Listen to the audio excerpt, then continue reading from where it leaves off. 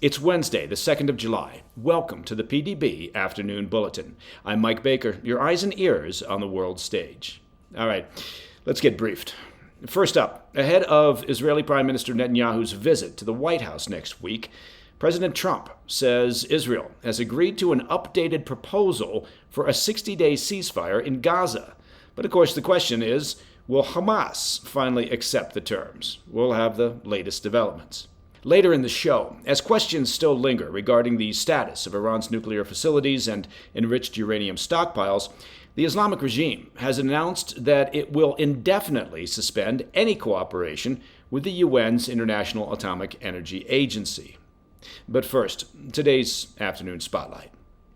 We begin with an update on the war in Gaza, as hopes are rekindled for a ceasefire that could bring a permanent end to the protracted conflict.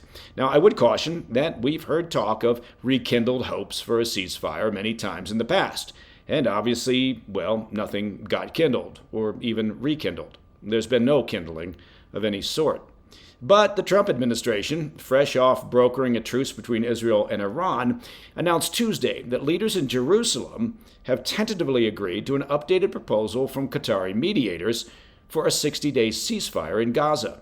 Now, the proposal would reportedly free 10 of the remaining hostages in exchange for Palestinian prisoners and allow time for broader negotiations on a more lasting accord that would bring the rest of the hostages home. But President Trump stressed that it would be the, quote, final proposal offered to Hamas and urged the terror group to accept, warning that if they don't, quote, it will only get worse. As a reminder, there are still 50 hostages being held by Hamas in Gaza, though Israel believes roughly half are deceased.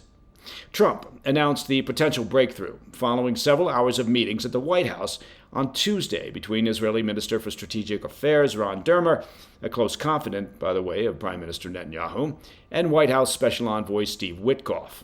Secretary of State Marco Rubio and Vice President J.D. Vance were also part of the discussions, according to our report from Axios, during which Dermer said that Israel accepts the Qatari proposal and is ready to begin indirect talks with Hamas on finalizing the terms. Now, Trump took to Truth Social to deliver the news, saying, quote, Israel has agreed to the necessary conditions to finalize the 60-day ceasefire, during which time we'll work with all parties to end the war. The president added, quote, I hope for the good of the Middle East that Hamas takes this deal because it will not get better, end quote. Now, while details remain scant, an Israeli official said it would involve the partial withdrawal of IDF forces from Gaza and a surge in humanitarian aid to the territory. The proposal was handed off to Hamas officials on Wednesday morning, who said they were reviewing the terms and will meet with Egyptian and Qatari mediators in Cairo later in the day for further discussions. But given Hamas's history of torpedoing peace talks, it would surprise a total of no one if they reject these terms as well. Look, I'm not sure how it could be made any clearer, but it appears over the years that the only thing Hamas cares about is remaining in power. They are a guns and money operation that could care less about the people of Gaza. So any deal that calls for their removal from power stands essentially, well, no chance of taking hold.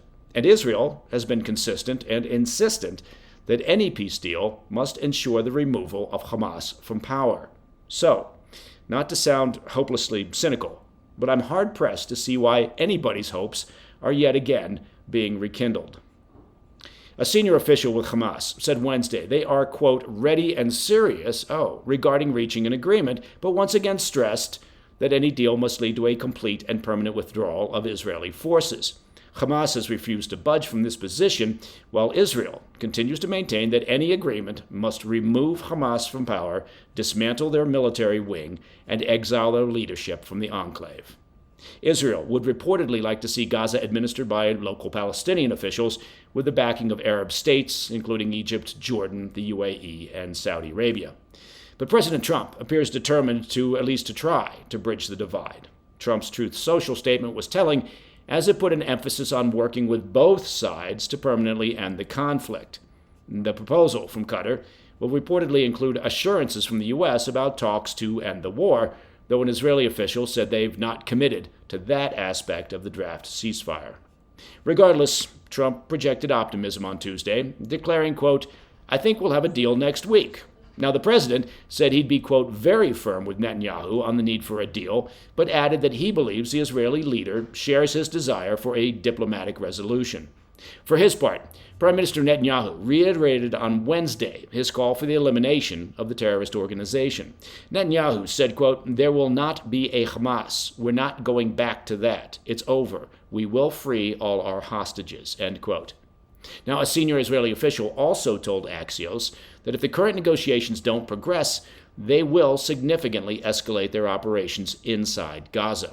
The official warned, quote, "We'll do to Gaza City and the central camps what we did to Rafah. Everything will turn to dust. It's not our preferred option, but if there's no movement toward a hostage deal, we won't have any other choice," end quote. All right. Up next, Iran moves to suspend any cooperation on their nuclear program with the UN's International Atomic Energy Agency. I'll be right back. Hey, Mike Baker here. I want to tell you about a great clothing company that's producing outstanding gear. It's called True Classic. Now, True Classic goes beyond fit and fabric, and their primary mission is to help men show up with confidence and purpose. And we all want that, right? You show up, you're confident, you got purpose. Their clothing is designed to fit well, feel great, and stay affordable, so men can look sharp without overspending. And of course, that's very important. And what really sets True Classic apart is the intention behind the brand. From supporting underserved communities to helping men feel more confident in their daily lives and even bringing humor to their messaging, they lead with purpose. Each piece is tailored where it matters and relaxed where it counts, offering a clean, comfortable fit that works for everyday life. There's no stiff fabric, you don't want that. There's no bunching, you definitely don't want bunching. And just a dependable quality and design, that's what you get. So say goodbye to overpriced designer labels and throw away fast fashion. True Classic is built for comfort, it's built to last, and it's built to give back. You can find them at Target, at Costco, or just visit trueclassic.com/PDB to learn more and explore their collection. Welcome back to the Afternoon Bulletin. With the fate of its nuclear program still in question after U.S. and Israeli airstrikes, Iran has announced it's now suspending any further cooperation with the International Atomic Energy Agency, the IAEA. The move risks the further unraveling of what little oversight there was of a program already enriching uranium to near weapons-grade levels. The decision was handed down today by Iranian President Masoud Pezeshkian and formalized through legislation approved by the Guardian Council, giving it the force of law.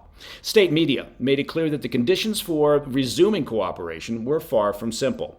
According to Iranian television, the legislation stipulates that engagement with the IAEA will remain halted, quote, until certain conditions are met, including the guaranteed security of nuclear facilities and scientists, end quote.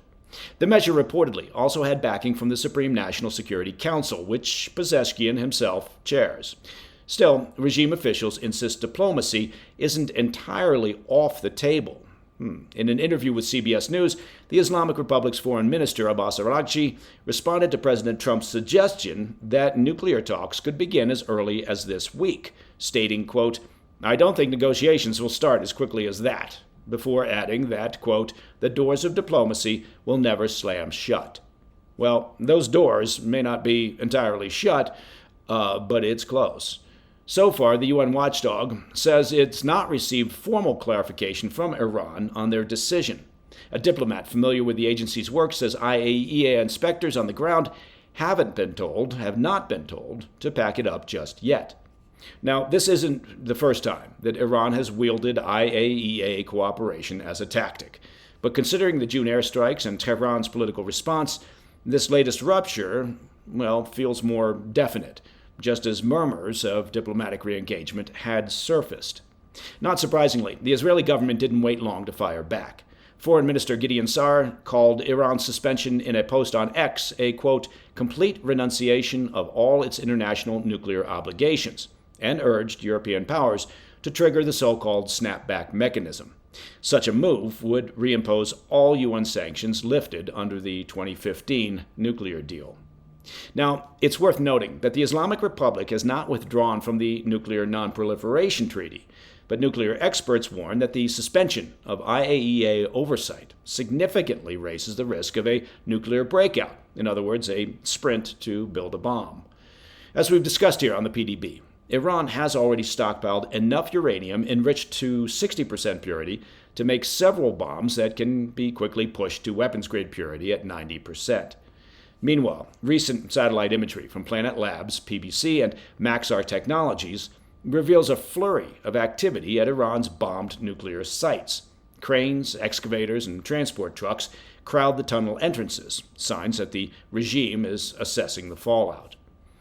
And that, my friends, is the PDB Afternoon Bulletin for Wednesday, the 2nd of July. Now, if you have any questions or comments, and I hope you do, please reach out to me at pdb@thefirsttv.com. And, of course, to listen to the show ad-free, it's very simple. Just become a premium member of the President's Daily Brief by visiting pdbpremium.com. I'm Mike Baker, and I'll be back tomorrow. Until then, stay informed, stay safe, stay cool. Hey, Mike Baker here. Well, one of America's greatest holidays, and of course I'm talking about the 4th of July, is right around the corner. It's almost on our doorstep. And this Independence Day, do your family and your friends a favor. Fire up that grill, of course you got to get the grill fired up, and declare your freedom from just average grocery store beef. Look, you want the best beef for that grill and for Independence Day? You got to make it TryTails beef. TryTails is a real Texas family-run ranch. It's not some corporate meat factory. They raise pasture-raised, grain-finished Black Angus cattle, and they ship the beef straight from their ranch to your front door. It's that simple. There's no middlemen. There's no shrink-wrap nonsense. It's just real American beef from folks who still believe in doing things the right way. And right now, when you order their Freedom Box, they'll throw in a free ribeye. Look, it's officially grilling season, and do it right with TryTails beef. Go to trybeef.com/PDB. That's trybeef.com/PDB. TryTails, because you and your family deserve the best. Hey, thanks for tuning in. If you enjoyed this video, don't forget to hit that like button and leave a comment, a really positive, nice, and kind comment. That would be appreciated. And if you're not already subscribed to our channel, make sure to subscribe and turn on notifications so you don't miss any of our daily updates.